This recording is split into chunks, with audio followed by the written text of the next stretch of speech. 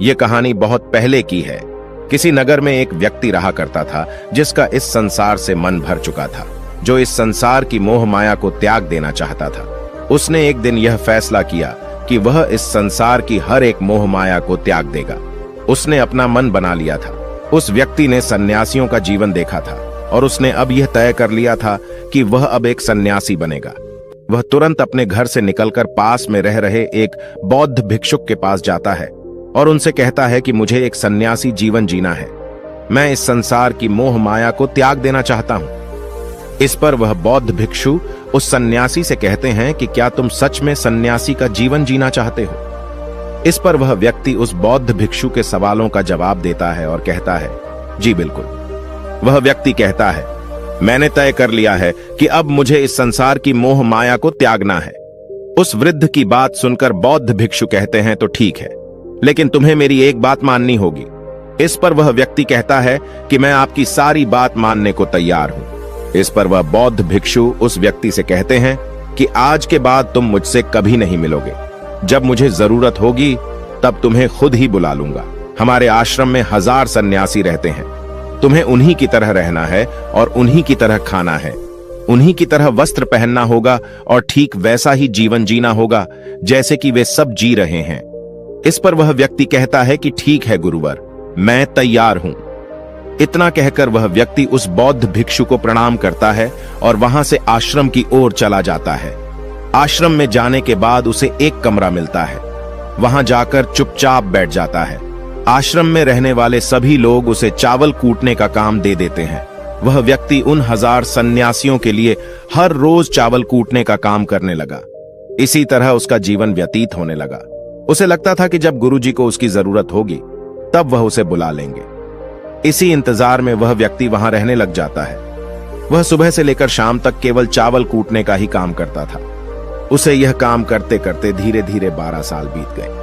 अभी तक वह बौद्ध भिक्षुओं ने उस चावल कूटने वाले व्यक्ति को कभी नहीं बुलाया, लेकिन यह काम करते करते अब उस चावल कूटने वाले व्यक्ति के मन में कोई भी विचार नहीं रह गए थे। न ही कोई अड़चन और न ही कोई समस्या उसके मन में पनप रही थी। 12 सालों के बाद वह बौद्ध भिक्षु कब बूढ़े हो चुके थे।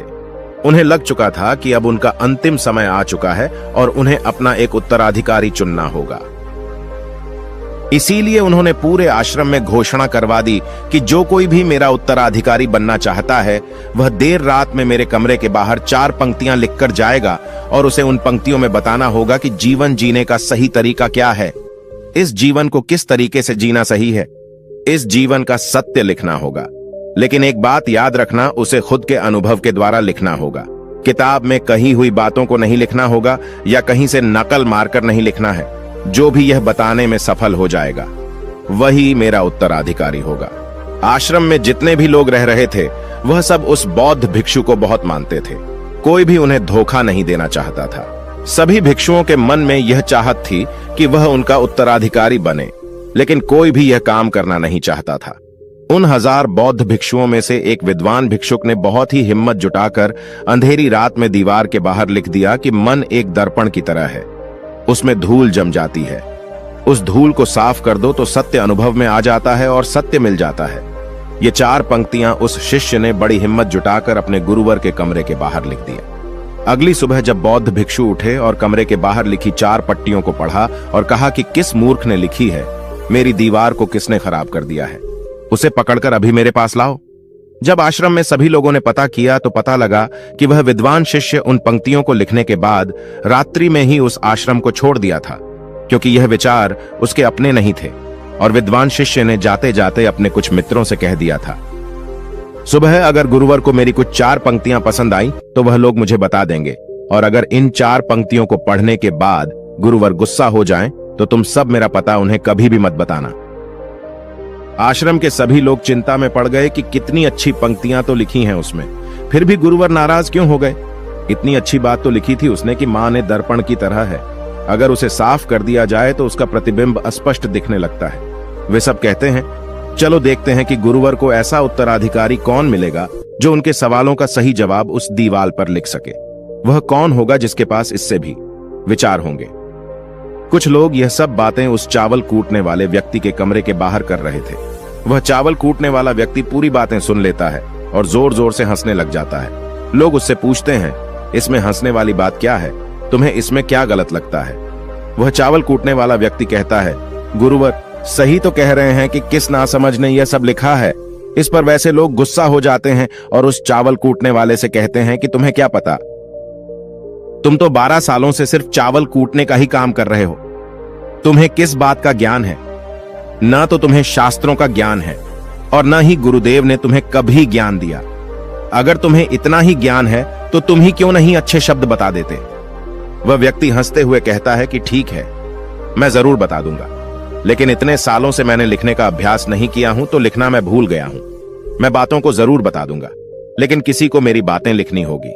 और यह भी याद रखना कि मुझे उत्तराधिकारी बनने का कोई भी शौक नहीं है। इस पर वैसे लोग कहते हैं, तो ठीक है, क्या लिखना है बताओ। वह चावल कूटने वाला व्यक्ति कहता है, तो लिखो जो मैं बता रहा हूं। कैसा दर्पण कैसी धूल, न कोई दर्पण न कोई धूल, जो इसे जान लेता है वह सत्य को प्राप्त हो जाता है। यह बात उस गुरुदेव के कानों में पड़ जाती है। आधी रात को वह गुरुदेव उस चावल कूटने वाले व्यक्ति के पास आते हैं और उससे कहते हैं कि तुम यहां से चले जाओ, वरना यहां पर रहने वाले आश्रम के सभी 1000 लोग तुम्हें छोड़ेंगे नहीं। यह जोगा ले लो, तुम मेरा उत्तराधिकारी बनना चाहो या न जाओ, इससे कोई फर्क नहीं पड़ता। तुम उत्तराधिकारी बनो या न बनो, लेकिन जो शब्द तुमने कहे थे वही शब्द बिल्कुल सत्य हैं और जीवन के अनुभव को दर्शाते हैं। इसलिए मन ही मन मैं तुम्हें अपना उत्तराधिकारी मान लिया हूं।